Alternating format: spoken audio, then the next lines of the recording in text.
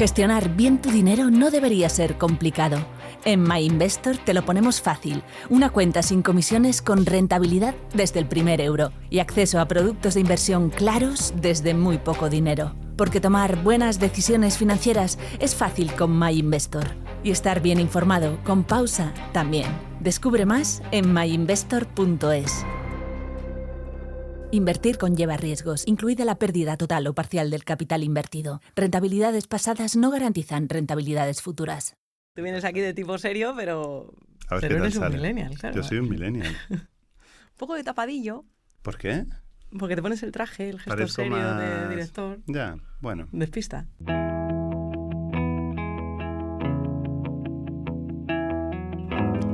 Hola, soy Marta García Ayer y vamos a hacer una pausa. Una para todas las edades, para todas las generaciones. O mejor dicho, puede que para ninguna.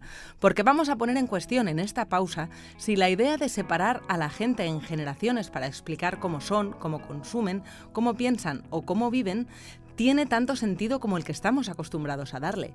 Que si boomers, que si generación X, millennials, que eran la generación Y y ahora vamos por la Z, si hasta nos hemos quedado sin letras. ¿Tiene sentido categorizar a la gente por generaciones? ¿Por qué generalizar sobre las personas por su género, su raza, su sexualidad o nacionalidad está mal visto, pero estereotiparlas según generaciones es totalmente aceptable? ¿Cómo de arbitrario es presuponer características socioculturales de alguien por la década en la que ha nacido? ¿Es una herramienta sociológica que agrupa rasgos útiles o un horóscopo social del que abusamos los medios? ¿Son útiles para la ciencia o una etiqueta para el marketing y la publicidad? ¿Confundimos la edad con la identidad? ¿O hay experiencias compartidas que realmente marcan un entendimiento generacional? A los boomers se les acusa de tenerlo todo, a los Z de no querer nada, a los millennials de llorar hasta haciendo yoga. Ahora hablaremos de generaciones, de los estereotipos y de si son justos o injustos. Y vamos a hablarlo con alguien que piensa el tiempo no en décadas, sino en ideas. El filósofo Valerio Rocco, que además es director del Círculo de Bellas Artes, donde llevan tiempo dándole vueltas a qué sentido tiene aplicar la idea generacional a la cultura. Ahora lo hablamos, pero antes te voy a contar una historia. La historia de mi primer libro, porque con el último, Años de perro, ya he dado convenientemente la tabarra aquí en pausa, pero del primero creo que no he hablado nunca. Se tituló La generación precaria y lo publiqué hace casi 20 años. Ya sabes que cada vez hace 20 años de más cosas. La generación precaria hablaba de los mileuristas antes de que se llamaran así. Era un retrato generacional de los que teníamos 20 y algo antes de la burbuja inmobiliaria, antes de que estallara, vaya, antes del iPhone, antes de Facebook o cuando acababa de salir. La primera generación más sobrecualificada de la historia, luego llegaron más. La primera que acumulaba becas una detrás de otra y la primera que teniendo un trabajo fijo no podía comprarse una vivienda. Lo que llamaríamos un retrato generacional, aunque no sé si era un retrato generacional o un libro sobre el futuro, porque luego muchas de esas cosas que parecían ahí muy propias de mi generación ha resultado siendo lo que le ha pasado a la juventud que también vino después. Pero bueno, al ser mi primer libro le tengo un cariño especial.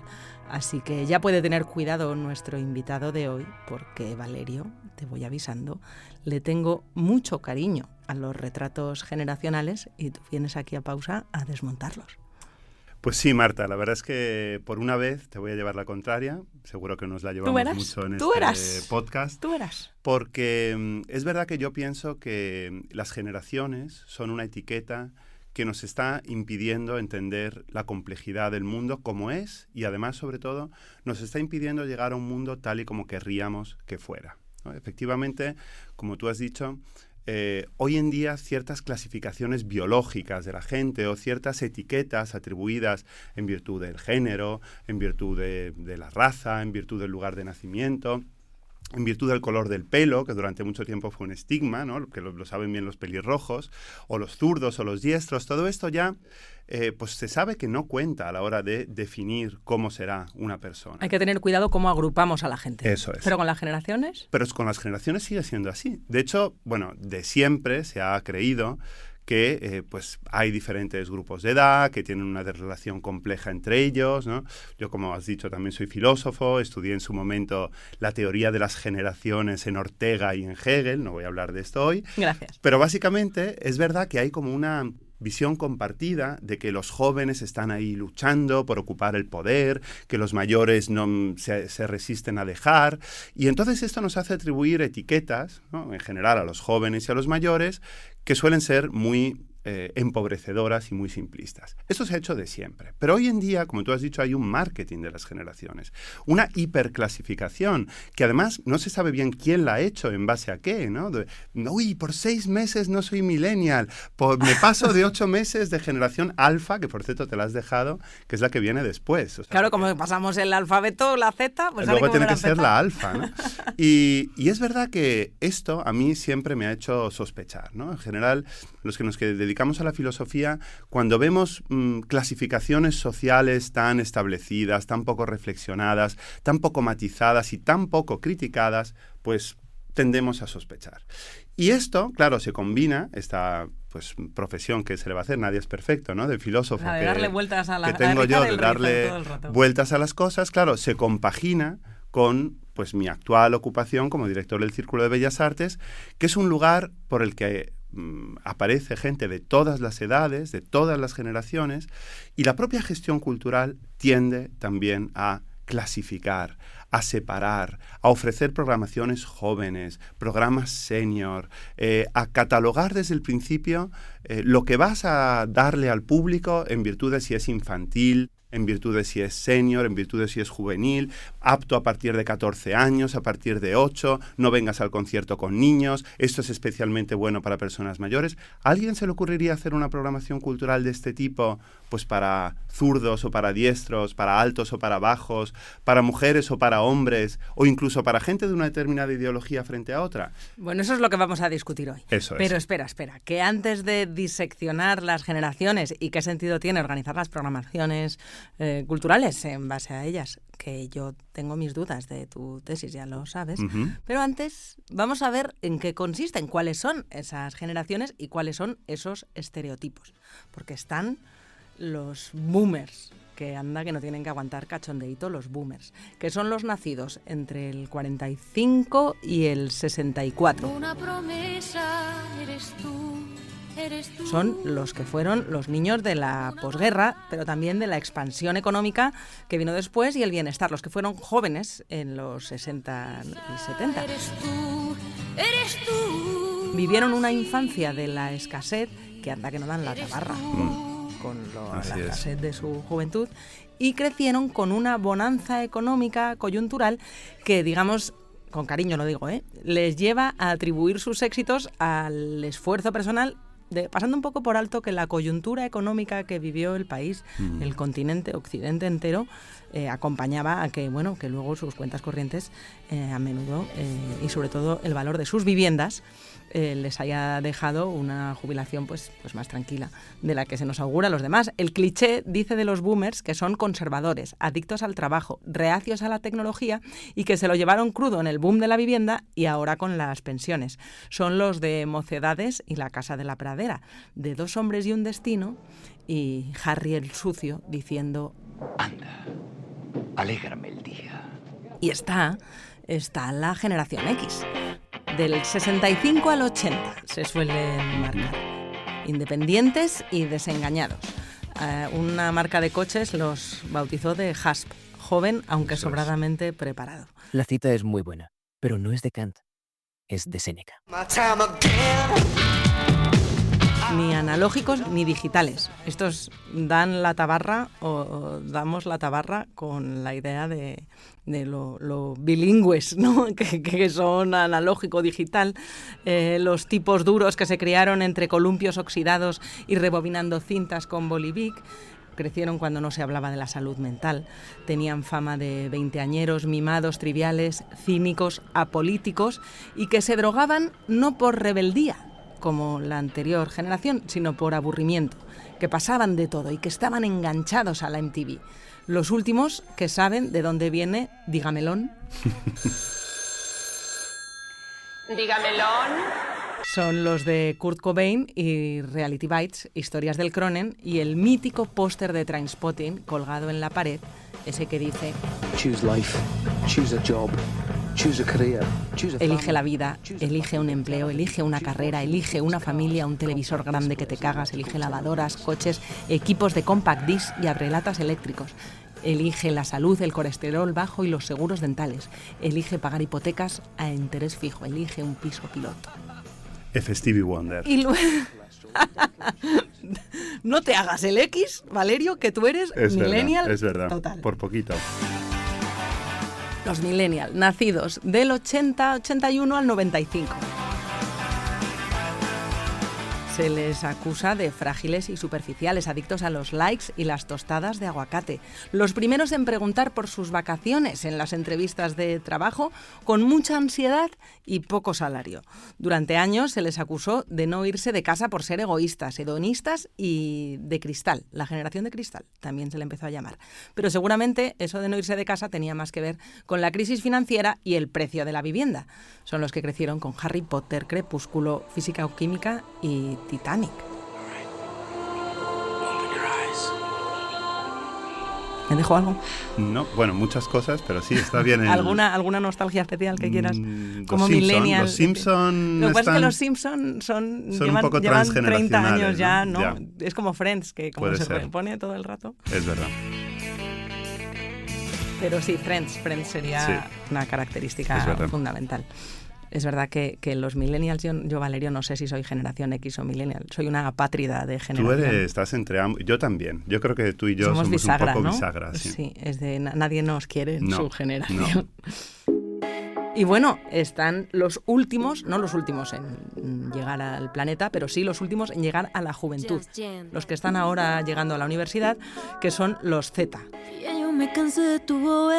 Del 96 al 2012. Nacieron con un móvil bajo el brazo. Son impacientes, hiperconectados, multitarea, activistas y emocionalmente frágiles. Les importa más su ocio que su trabajo. Seguramente porque sepan que trabajando duro tampoco van a conseguir comprarse una vivienda con la facilidad de la que presumían los boomers y la generación X hasta bien entrada la crisis. La pandemia les pilló en el colegio. No responden al teléfono.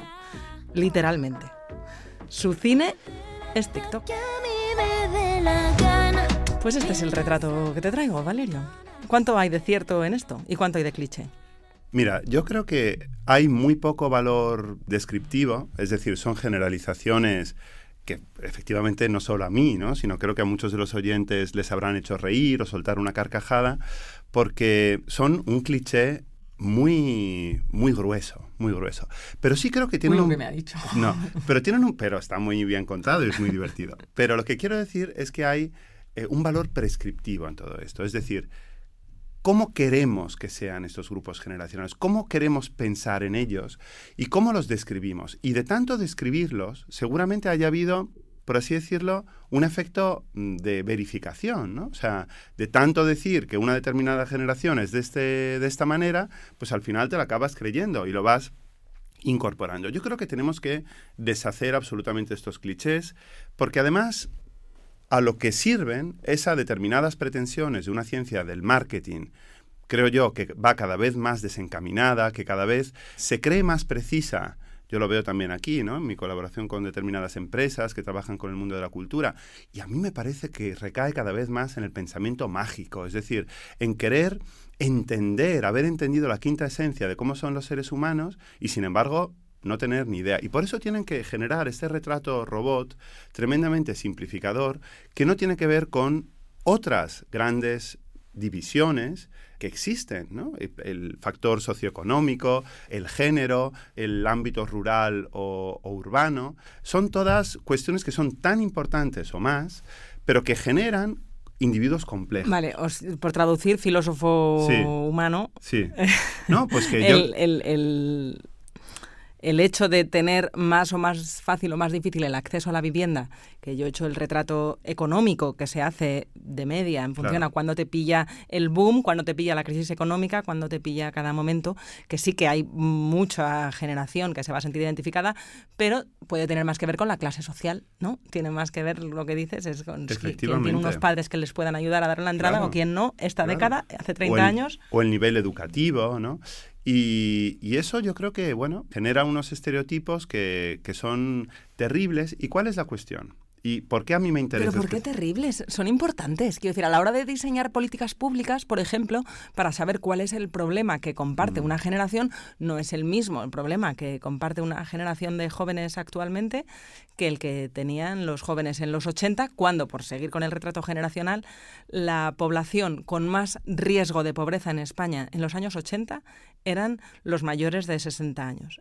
Ser jubilado era sinónimo en la España de finales del siglo XX, era sinónimo de pobreza. Pues ha llovido mucho de eso, claro. Ahora el sinónimo de pobreza, según todas las estadísticas, lo que te convierte en alguien en riesgo de pobreza es ser joven y con hijos. Y si ya eres madre soltera, pues no te quiero ni contar. Pero esa descripción tiene un efecto político narcótico, narcotizante.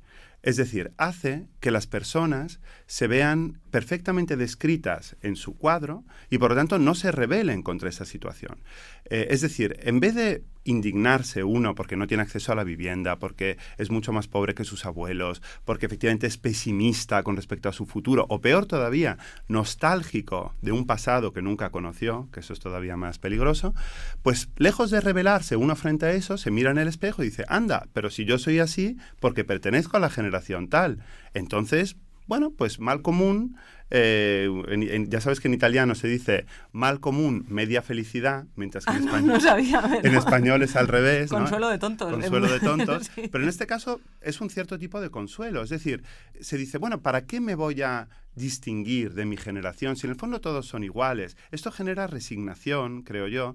Esto hace que los individuos, porque al final somos eso, somos individuos, no somos miembros de generaciones, ni tampoco de nacionalidades, ni tampoco de géneros, ni tampoco de regiones o de comunidades de distinto tipo. Ante todo somos individuos, que no nos rebelemos frente a las condiciones materiales que efectivamente nos vienen impuestas. Bueno, yo creo que hay otras cuestiones más narcotizantes que esta, que lo que puede narcotizar una sociedad o frenarla de reivindicar todos sus derechos puede ser esta, no lo tengo yo claro, pueden ser otras también, pero si no identificamos los problemas que tienen las personas según sus edades, igual que según su género, igual que según su procedencia, porque estoy muy de acuerdo contigo en que hay otras variables que a veces las generaciones tapan, que es más importante, o puedo tener más en común con un parisino o un neoyorquino que con alguien de un pueblo de 15 habitantes de la provincia de Teruel, en mis problemas, mi problemática del día a día, no claro, en la cuestión cultural del lugar en el que hemos nacido. Pero al final segmenta la oferta cultural, ahora estamos hablando, por ejemplo, de oferta cultural, en virtud de estos clichés y por lo tanto los refuerza. Y esta segmentación hace que no existan bases comunes de reflexión donde las generaciones, si es que existe tal cosa, ¿no? Como tal, casi te pillo. Donde las generaciones puedan pues confrontarse y luchar. Voy a poner un ejemplo.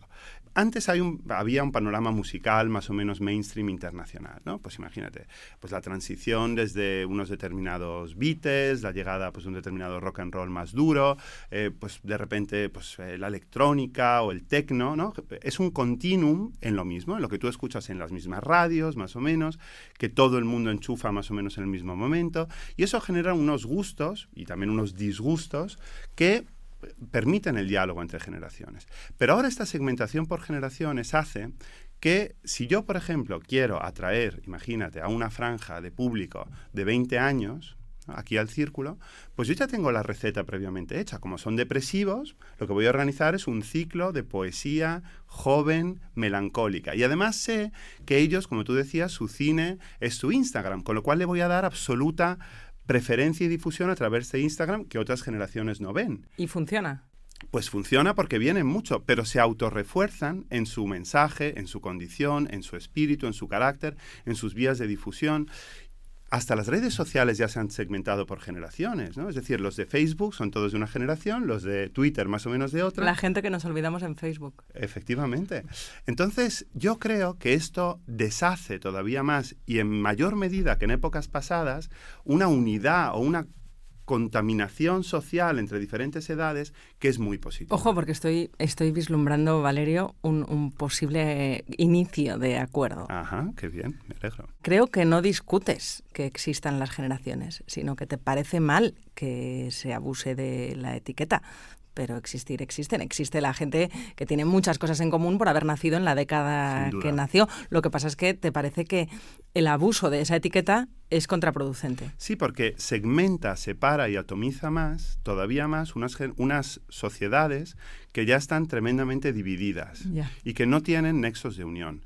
Y una prueba clarísima de eso somos las instituciones culturales, que servimos para unir a gente de diferentes tipos. Nosotros cuando hacemos una programación de cine o de teatro, de música aquí en el Círculo, a lo que aspiramos con nuestra política de precios, pero también con lo que ofrecemos, con cómo lo publicitamos, a que aquí, en esta institución, se unan personas que normalmente en su día a día quizá no se cruzarían. ¿Y eso qué tal funciona cuando se mezclan generaciones? Pues en teoría funciona muy bien, porque la experiencia se vuelve más compleja, se vuelve compartida, se tienen sobre todo bases comunes sobre las que crear vínculos sociales. Pero ¿qué pasa con las generaciones? Que las propias instituciones culturales, que en todas las demás separaciones sociales intentamos unir a la gente, hemos caído en la trampa de diseñar, pues eso, la programación joven, para atraer al joven. Y ahí solo va el joven. Y como haya uno un poco mayor, pues te preocupas, ¿no? ¿Y esto qué ocurre? Que se da en una sociedad en la que las generaciones cada vez menos se hablan y se comunican entre ellas.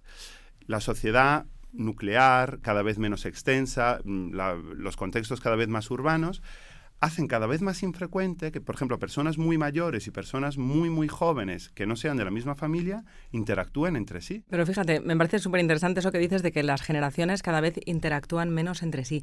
Pero es que, subo la apuesta, creo que las generaciones interactúan menos ya no con otras generaciones, sino consigo mismas, porque aquí me va a quedar una cosa bastante generacional, Valerio, pero los que crecimos en los 80 y 90 compartimos un consumo cultural muy homogéneo. La tele que veíamos, la música que escuchábamos, ¿te gustara o no? Sí, sí. O sea, no hace falta que fueras fan de Médico de Familia para que Médico de Familia te marcara. No hace falta que te gustara Nirvana para que sepas quién es Nirvana. Pero cada vez más, de los centennials para acá, los alfa ya me he perdido. Tú que tienes hijos, supongo que son esos los alfa, no sé qué tal les ves creciendo con los... Pero son alfa, ¿no? Sí, sí. Pues a ver cómo hacen el consumo cultural que hace un niño cuando su padre lo trae a los conciertos del Círculo de Bellas Artes, pues a lo mejor no es el mainstream. Sí. Pero a lo que voy. Ya las generaciones a lo mejor es verdad. Aquí estoy tirando piedras contra mi propio argumento.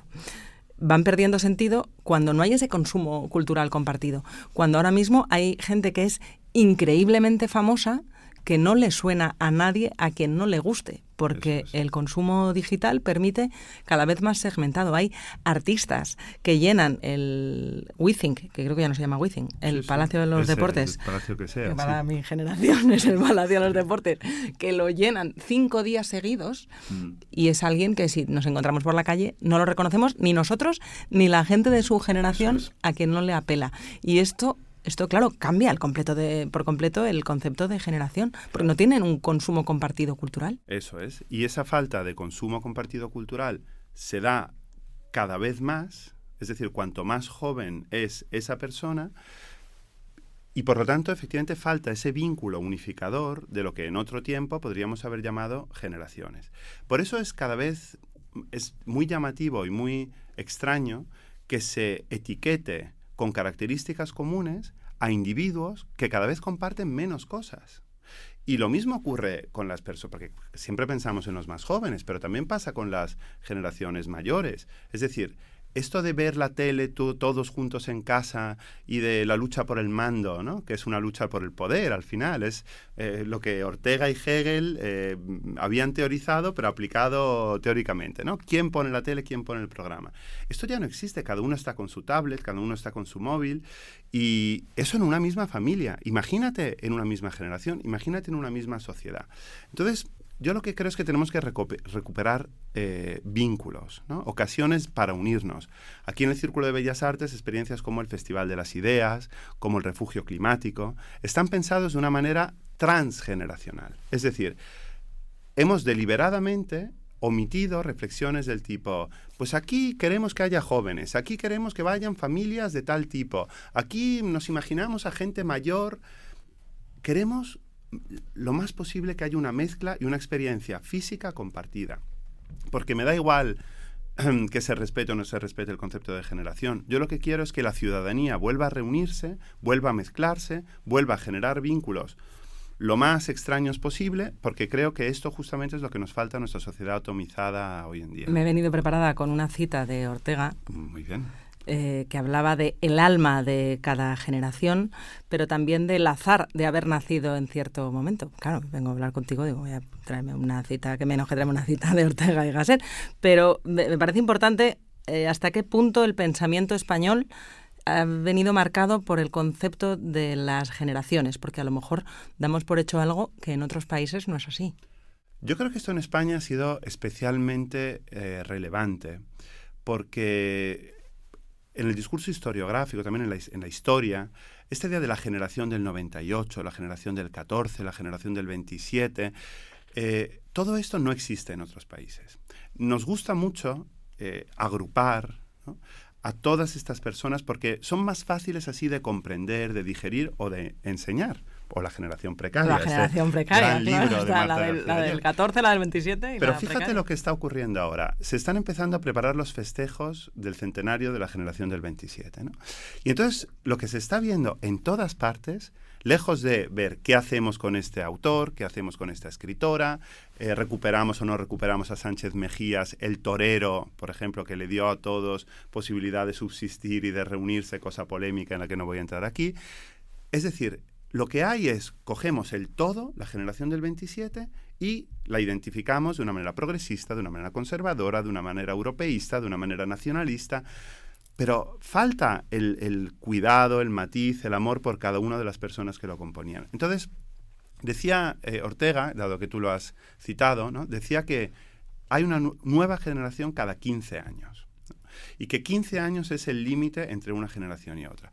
Eso también es una gran exageración y una gran simplificación, porque hay momentos, tú lo sabes muy bien, con Años de Perro, ¿no? Ahora estamos viviendo Años de Perro, años de una tremenda velocidad, donde casi diríamos que en 15 años puede haber 2 o 3 generaciones, porque los referentes culturales, los grandes acontecimientos históricos, los productos culturales hegemónicos cambian muy rápidamente. Y sin embargo puede haber épocas muy largas donde no hay ese movimiento, hay una mayor estabilidad. Entonces, es un concepto complejo, dinámico, el de generación, muy extraño, muy difícil, y por lo tanto yo lo eliminaría del debate público, porque si nos va a servir para hacer estas identificaciones tan...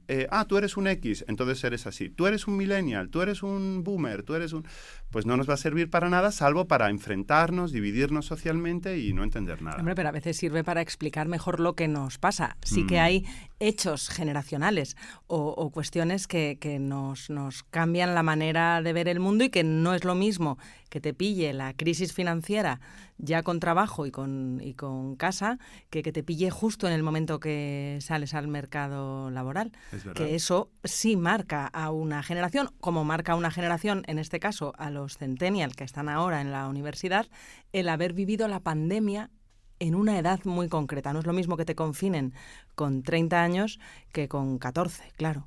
Eso une a una generación de personas. Lo que pasa es que a lo mejor es verdad que estamos llamando cuestiones generacionales a cosas que no lo son. Se lo he leído a Bobby Duffy, que no sé si lo conoces, es un investigador social, es un británico que escribió El mito generacional, donde cuenta un poco esto que tú me estás intentando convencer, y para reunirme de argumentos le estuve echando un vistazo a su teoría y dice que es verdad que mucho de lo que hemos dicho que es generacional en realidad no lo es, pero espero que sí me reconozcas, hasta Bobby Duffy lo reconoce, que hay esos efectos periodo, esas experiencias que afectan a todos independientemente de la edad, pero que depende de la edad a la que te pille, te impacta de una manera o de otra. Y bueno, pues la crisis financiera y el COVID son algunos. Lo que pasa es que, como dices, estamos acumulando tantos efectos históricos que ya no sé si eso diluye la propia idea generacional. Pero bueno, el casarse, tener hijos o no casarse o no tener hijos también tiene un componente muy socioeconómico que depende de cuáles eran las circunstancias de la juventud en esa época. Es verdad que luego otras de las cosas que se le achacan a los jóvenes en realidad parecen de ahora, de los millennials o los centennials, pero ya se las decían a Aristóteles, ¿no? Sí, hay lugares comunes, hay clichés sobre la juventud, que eso está siempre ahí, pero se suele decir...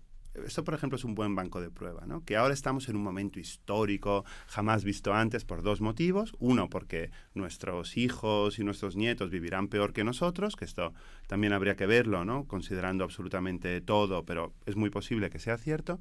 Y luego por una cuestión subjetiva, y es que mientras que antes la vejez, ¿no? O, digamos, la última época de la vida era una época descendente, deprimente, pesimista, y la juventud, en cambio, era un momento ascendente, esperanzado, progresista y progresivo. Ahora se habrían invertido los papeles y tendríamos una generación pesimista, conservadora, por cierto, también políticamente mucho más proclive, ¿no? A votar esos partidos nostálgicos, de autoritarios. Orden, autoritarios. Vamos, esto sí que lo están diciendo eso es, los ¿no? retratos Pero yo generacionales. me pregunto, ¿eso es una descripción sociológica o hay una parte también de experimento social? Es decir, hay una parte de querer decirle a esa juventud cómo tiene que ser.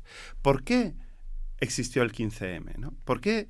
Porque también hubo una especie de empuje desde los medios de comunicación, desde toda la sociedad, ¿no? A que era el momento de la rebeldía, a que eso no se podía tolerar, y eso generó un efecto contagio. Los relatos provocan acciones, no solo son sobreacciones, sino que provocan estados de ánimo y provocan acciones. Si hoy en día tuviéramos un relato, como yo propongo, por ejemplo, para la izquierda, y hace poco tuve ocasión de decirlo en un gran congreso internacional sobre Marx, si la izquierda pudiera recuperar una cierta épica, ¿no?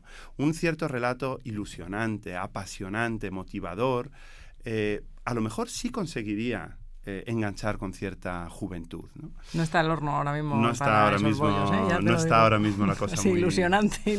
No, pero más allá de las coyunturas muy normales, en lo que sí te doy la razón plenamente es que hay esos acontecimientos que marcan época y al marcar época generan un sentimiento común de cómo te enfrentaste tú a ese acontecimiento, pues una guerra, una pandemia, un apagón, y esas experiencias comunes, más que vertebrar a una generación, vertebran a una sociedad, porque cada uno se posiciona con respecto a ese elemento común. ¿Cuál es mi tesis? Que nosotros, al multiplicar las experiencias generacionales, estamos haciendo que sean cada vez menos esos elementos, acontecimientos epocales que todo el mundo comparte, ¿no? Entonces, nos gustara antes o no, pues el fútbol antes era una cosa común.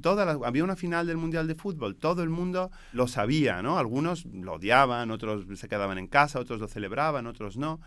Ahora cada vez se están perdiendo más esos acontecimientos que generan una unión social alrededor de Ojo, algo. que estás a punto de reivindicar las etiquetas generacionales como útiles, pero poquito. Ya estamos teniendo un poco. No. Hombre, si no abusáramos de la etiqueta de generación y la utilizáramos solo para los momentos concretos que sí nos marcan la época, a lo mejor sí funcionaba. En el sentido de que si a nosotros nos llamaran la generación de la pandemia, pero no solo a aquellos que durante la pandemia tenían 14 años, sino a todos los que la experimentamos como un elemento transformador. Algunos porque les impidió ir al colegio, a otros porque les impidió ir al trabajo, a otros porque les deprimió, a otros... Esto sí que ha unificado toda nuestra época, pero no necesariamente a una generación frente a otra. Sí, fíjate, me estoy acordando lo que nos contaba Arturo Lezcano que fue, fíjate, vamos ya por la 4ª temporada, en la 2ª temporada de Pausa, vino Arturo Lezcano a hablarnos de los años 80. Tiene un libro magnífico que si no lo has leído te lo recomiendo, Madrid, 1983, y desmonta el relato de la movida. Y es magnífico porque viene un poco referente a esa idea que dices de hasta qué punto los hechos definen una generación o lo que los define es cómo se interpretó el relato que se construyó años después. Y lo que Arturo nos contaba es que la movida madrileña se mitificó y parece que pasó a la historia como si todo el mundo hubiera estado de fiesta con Alaska y los Pegamoides en Malasaña. Algo muy parecido y en realidad, está ocurriendo ahora. Claro, pero que en realidad lo que definía los años 80, incluso en Madrid, sin irnos más lejos, eran muchísima gente que todavía ni siquiera tenía agua corriente en las casas y barrios enteros con calles sin asfaltar. Pero la épica no construyó ese relato. El relato de Madrid ahora mismo, ¿cuál es? Siendo la región europea con mayor desigualdad, con unos problemas tremendos en términos de sanidad pública, de educación pública, de servicios, de acceso a la vivienda, ¿no? Increíble, como nunca en su historia. Sin embargo, el relato es que Madrid está en su mejor momento, que es estupenda, que está viviendo un boom, ¿no? Y las cañas, no te olvides de las cañas. Pero esto no tiene evidentemente un efecto descriptivo, no describe la realidad, pero lo que hace es generar un estado de ánimo. Y un estado de ánimo en este caso no generacional, sino local, de un lugar, ¿no? Si estás en Madrid, tienes que estar bien porque es un lugar que lo está petando y que está en su mejor momento. Del mismo modo que si eres un boomer, tienes que estar bien, satisfecho, estupendo, porque todo te ha sido dado. Y tener 5 casas por lo menos. Y tener 5 casas. Entonces, eso es a lo que yo me resisto, ¿no? A provocar estos relatos que condicionan a los individuos y su comportamiento político y su percepción y satisfacción sobre el mundo. Y como a mí me gustaría tener no solo una sociedad, sino una juventud inconformista y crítica y peleona y también ilusionada y también pues animada, cohesionada, unida, pues esto, desgraciadamente, no lo consigue. No es por ir al cliché, pero las encuestas dicen que son la corte de edad más proclive a votar a la extrema derecha, los jóvenes ahora mismo. Sobre todo los varones, ¿no? Y eso es porque yo creo que han perdido una conciencia de vínculo social, no de vínculo generacional. Porque en su individualismo extremo, generado por muchísimos motivos, algunos tecnológicos, otros no, otros de tipo de relato, como los que estamos diciendo aquí, pues claro, nociones como la solidaridad, como la igualdad, como la justicia social, ¿qué cabida tienen, ¿no? En un mundo absolutamente atomista y egoísta? Sienten que la sociedad les está fallando, que ellos no tienen una promesa de que tras el esfuerzo llegue una vida mejor, más plácida, esa idea de... Porque a los millennials todavía les pillaba o nos pillaba un poco por sorpresa esa idea de acabar la universidad y darte cuenta que eres la generación precaria. Eso cuando empezabas a estudiar no lo sabías, pero los que están empezando a estudiar ahora ya lo saben. Saben que un acceso a la vivienda es muy complicado si no tienes una ayuda familiar en este caso. De nuevo, insisto, me resisto a hacer Yo un sigo cliché, intentándolo. a hacer una clasificación por edades, ¿no? Pero sí creo que hay elementos que caracterizan a la sociedad, como es este atomismo. Entonces, si tú has nacido inmediatamente en este contexto, te es muy difícil desprenderte de él, ¿no? Y esto es lo que vemos en muchísimos jóvenes, que yo creo que más que sentirse decepcionados, muchos, y siento decirlo así de abiertamente, son abiertamente cínicos, ¿no? Y piensan exclusivamente en términos egoístas, más que en de promesas frustradas, promesas imposibles, sino... No, a ellos ya no les llegó la promesa. No. La frustración de la promesa ya no tienen ni y la eso, promesa. Y eso es todavía más peligroso, Ya. porque es absolutamente descarnado y es cínico y genera comportamientos políticos como los que estás diciendo. Entonces, los grandes derechos civiles, las grandes conquistas de justicia social, el estado de bienestar, todo esto que creíamos absolutamente consolidado bajo un relato unificador y común, pues ya estamos viendo a dónde está yendo, yo creo que en gran medida por este motivo. Me estás convenciendo un poco, ¿eh? No sé si yo a ti. Sí, también. Pero tú me estás convenciendo un poco. Y me pregunto entonces, al hilo de esto que comentas, ¿por qué crees que la sociedad actual tiene tanta necesidad de etiquetarlo todo. Hablamos de la etiqueta de la generación, pero hay otras muchísimas etiquetas y no sé si es una forma contemporánea de entender la identidad o de reaccionar contra ella, porque la identidad es uno de los temazos de este momento.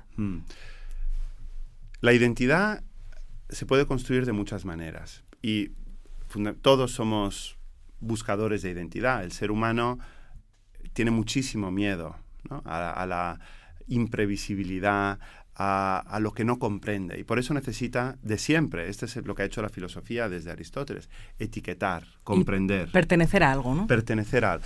Bueno, etiquetar, pero se puede hacer de muchas maneras, esta búsqueda de la identidad. Se puede hacer de una manera pues individual, ¿no? Es decir, le pones muchas etiquetas a esa persona en virtud de determinados rasgos suyos, ¿no? Por su edad, por su género, por su, pues yo que sé, orientación sexual, por su ideología, por donde ha nacido, y así generas individuos absolutamente diferentes, o puedes generar esa identidad metiendo, por así decirlo, el individuo en diferentes cajones, que es distinto, ¿no? Porque ya en ese cajón está con otros, ¿no? Y es parte de grupos, es parte de comunidades. A mí me da la sensación de que hasta ahora se había buscado identidades compartidas, muchas veces, por cierto, también muy peligrosas, porque el peligro del totalitarismo, de los comunitarismos extremos, también está allí. Pero habíamos buscado etiquetarte adscribiéndote a un grupo. Las propias, cuando éramos jóvenes, ¿no? Ese es un, yo qué sé, es un hippie, ese es un rapero, ese es un gótico, ese es un no sé cómo, ¿no? Pero hoy en día ya ni siquiera esas comunidades tan efímeras existen. Y la ausencia de comunidad produce monstruos. Y yo creo que este absoluto individualismo del etiquetar a individuos y solo a individuos, y por lo tanto miembros de generaciones, pero desconectados de su generación, me da absoluto pavor. Pero a veces también es divertido. Eso sí, para el cotilleo. De repente llega un día en que un niño te dice... ¡Señor! ¿No puede pasar el balón? ¿Señor? Ahí te das cuenta. Ya eres de otra generación. Aquella a la que tu sobrino te da clases de ordenador. Que tarda 2 días en recuperarse de una fuerlecita. Pero hay algo en ti que dice... Hey, también somos los que hemos visto jugar a Maradona. Hay clichés generacionales que es que lo clavan. Sí. Si has nacido en los 90 y tirando al 2000, la cultura popular se ha olvidado de ti. Dices random flow y crash, pero haces esto al posar. Te quedaste en la frontera generacional. No me digas que no. Sí, y el cotilleo está para eso y te ríes. ¿Tú de qué año eras? Yo, 2003. ¿Y tú? Yo del 90. ¿90? O sea, tú eres del siglo pasado, no del milenio pasado. Es que tú viviste las pesetas, claro. No hace tanto de eso. Pero claro, basar análisis políticos o incluso económicos o en ese tipo de cosas, pues ya hace menos gracia. Pero ¿cuál es tu cliché generacional favorito? Con el que, venga, vale, abolimos las generaciones, sí. Dejamos no sé si llamarlo edadismo sí. cultural. Se acaban las generaciones. Sí. Bueno, la generación precaria es eterna, entonces sí. no tenemos que acabar con ella. Pero si hubiera un cliché al que no te quisieras resistir a abandonar porque dices, jo, es que este es verdad, o este es divertido. Pues mira, uno que es un poco verdad y un poco divertido es este de que los más jóvenes, ¿no? Preguntan lo primero por sus vacaciones cuando van a una entrevista de trabajo. Te sale el director. Esto yo como me sale el director del círculo, pero es que es tal cual. Claro que hay veces que es útil. Pero bueno, pero eso esto también... no pasaba hace años. Bueno, a ti no se te hubiera ocurrido a mí entrar jamás en se un me hubiera trabajo. ocurrido las vacaciones claro. Y el horario y estar ahí atento. A los de nuestra generación no se nos ocurriría, ¿vale? No, y entonces uno se pregunta, ¿no? De nuevo, ¿es el comportamiento general de un grupo que ha entendido algo generacionalmente y es que el ocio se valora más que el trabajo y entonces lo expresan de esta manera? ¿O es al revés? ¿Es el cliché el que te hace ver el mundo de esta manera? Bueno, es una evolución. A lo mejor no es algo que defina, o sea, como bromeaba yo antes, que la precariedad yo pensaba que era lo que definía a los que empezábamos a trabajar en los 2000 Sí. y claro, no. Esa No, precariedad porque eso era estabilidad. ha llegado para quedarse. En realidad eran los precursores de una cosa que se quedó, Sí, pero sí. no todos los cambios sociales son negativos. A lo mejor los precursores de ese cambio que ha llegado para quedarse, y también los alfa los vivirán, y no sé cuáles vendrán después de los alfa, es el de reivindicar más el derecho al ocio de las personas, y que la identidad no sea solo el trabajo, que también sea el derecho a disponer de tu tiempo libre. Esto a nosotros no se nos hubiera ocurrido reivindicarlo, pero me parece fenomenal que lo hagan. Me parece estupendo, pero porque nosotros vivimos también con, por ejemplo, los relatos periodísticos de la tasa de paro y de la tasa de paro juvenil, y parecía que encontrar un trabajo cualquiera, una periodista y un filósofo, ¿cuándo jamás iban a encontrar trabajo? Es que era un sueño. De repente alguien se interesaba medianamente por ti y decías, madre mía, un trabajo, qué suerte, ¿no? Lo voy a coger, pase lo que pase. Ahora también estamos en un momento en el que se nos muestra que las cifras de empleo son mucho mejores, el desempleo juvenil ha bajado, la estabilidad ha bajado, se sabe que las condiciones laborales han mejorado, el salario mínimo. Y ese relato genera también una conciencia distinta de cómo te pones ante el empleador, ¿no? Como diciendo, bueno, ahora ya nos necesitamos los dos. Y eso, no lo sé. Por eso me resisto a creer que haya elementos generacionales, algo así como esenciales, más allá de ese relato que se intente imprimir desde diferentes instancias sobre cada uno de los individuos que pertenecen a esa generación y, por lo tanto, hacerle comportar de una determinada manera. Tú lo que pasa es que le tienes manía. ¿Manía? Que esto no es el colegio, es una empresa. Y su hija no da un palo al agua. Eso no es verdad, no es verdad. Yo sí que me esfuerzo y mucho. ¿Ves? Ya le has hecho llorar. Sí, ya me lo dijo el subdirector. Cuidado con contratar a los de la generación Z. Pues que sea la última vez que le levantas la voz. La próxima vez no vamos a ser tan amables. Ahora, ya pasó, cariño. Vámonos a casa. Sí, me duele un poco la tripa. Uy. Si mañana nos pusiéramos todos de acuerdo a decir que los jóvenes de hoy son los más revolucionarios, los más comprometidos socialmente, los que más son voluntarios de ONGs, los que más votan a la izquierda, aunque fuera mentira, generaría, creo yo, un efecto tal que impactaría en esos individuos cambiando su comportamiento. Bueno, Valerio, creo que me has convencido bastante. Bueno, y tú a mí también. Ha sido una convicción mutua que es posible porque estamos en un medio común como es la radio. A lo mejor es porque compartimos generación y entonces nos entendemos. Y más cosas. Pero bueno, era tentador encajar el mundo en cajitas cronológicas. Y me has convencido que al final la vida y la complejidad de lo que tenemos en común y lo que nos diferencia a unos y a otros no es tan fácil de archivar, no es como un horóscopo que depende de en qué mes has nacido, pues tampoco depende de en qué año has nacido lo que te pase. Pero creo que es que tú y yo somos unos ejemplares terribles de nuestra generación, no somos nada representativos.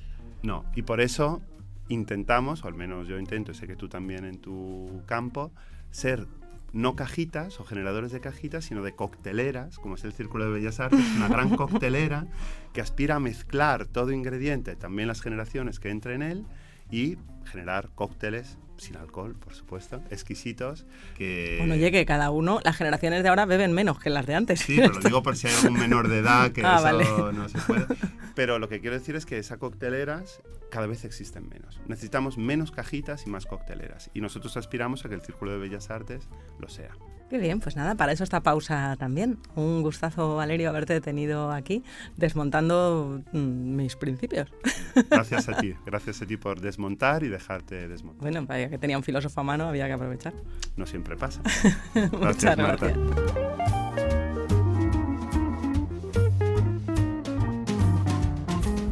Pausa, el podcast del Confidencial, dirigido y presentado por Marta García Ayer, con la realización y el diseño sonoro de Ana Schultz, la coordinación de Antonio Martín y la asistencia técnica y documentación de Íñigo Ita.